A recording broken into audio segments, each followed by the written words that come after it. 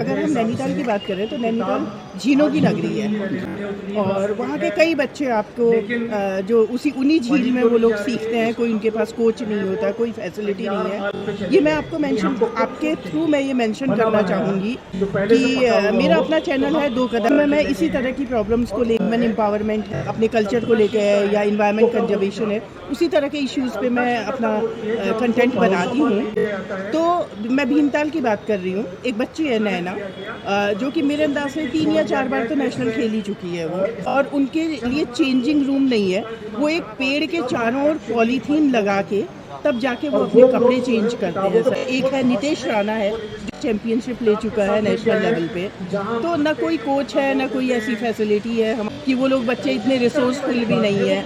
Ma'am, ये आपका कहना ठीक है कि बच्चों को वो सुविधाएं नहीं मिल पा रही। कुछ ज्ञान का अभाव या प्रचार प्रसार नहीं होने के कारण भी ये कुछ कमियां रहती हैं, क्योंकि सरकार का ये प्रयास है कि जो दूरस्थ क्षेत्रों में रहते हैं, जिनको ये सुविधाएं उपलब्ध नहीं होती हैं, उन्हीं के लिए हमने ये योजनाएं चलाई थी।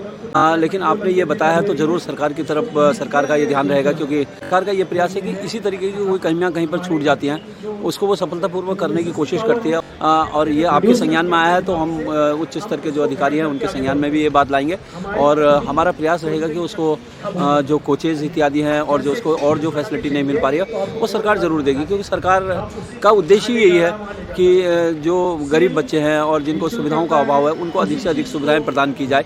और जैसे कि आपने चेंजिंग रूम इत्यादि की बात कही, वहाँ पर यदि युवा कल्याण के माध्यम से ये खेल संपन्न किए जाते हैं दूरस्थ इलाकों में, क्योंकि खेल विभाग इनको शहरी क्षेत्रों में आयोजित करता है, जबकि रूरल्स में युवा कल्याण का ये बनता है। और युवा कल्याण में अभी जो व्यायामशालाओं का निर्माण किया गया है, कई व्यायामशालाएँ बनी हैं, और ये विषय संज्ञान में आया तो इसको ज़रूर ध्यान रखा जाएगा और सरकार अति से शीघ्र इसको भी दुरुस्त कर लेगी। और जैसे कि आपने कोचेज़ की व्यवस्था कही, कोचेज़ हमारे लिए विज्ञप्ति निकाली जाती है हर वर्ष 11 माह का प्रशिक्षण शिविर, जो कि 15 अप्रैल से प्रारंभ होकर 15 मार्च तक चलता है।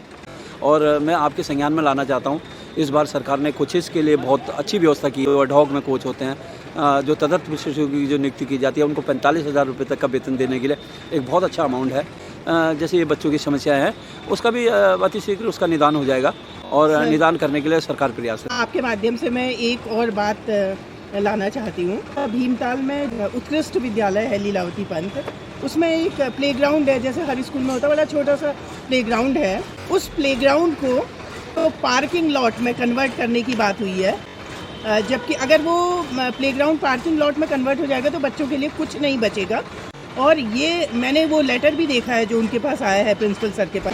सर, मैंने अभी आपसे 2 इश्यूज अपने शेयर किए थे। बच्चों के लिए, स्विमिंग वाले बच्चों के लिए चेंजिंग रूम की बात कही थी, और दूसरी जो लीला स्कूल है, प्लेग्राउंड है, उसको पार्किंग लॉट में कन्वर्ट करने की बात हो रही है।